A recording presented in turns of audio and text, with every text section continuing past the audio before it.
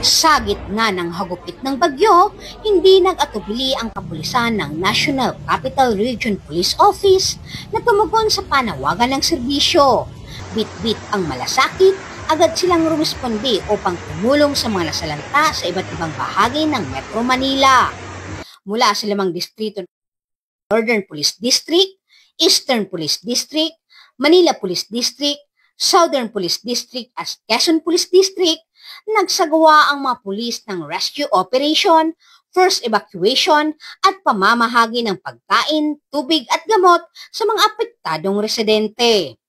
Katuwang ang mga LGU at iba pang ahensya, nagsilbing first responder ang kapulisan hindi lamang para sa seguridad kundi para sa mabilis na pagtugon sa pangangailangan ng komunidad. Sa mga evacuation center, matatag ang presensya ng kapulisan upang mapanatili ang kaayusan at maghatid ng kapanatagan sa mga lumikas. Ayon sa direktiba ng NCRPO Chief, Police Major General Anthony A. Averin, patuloy ang mga kapulisan ng NCRPO na maging alerto at handang tumugon sa anumang oras. Sa panahon ng sakuna, ang kapulisan ay hindi lang tagapagpatupad ng batas, sila rin ay tunay na tagapaglingkod ng sambayanan.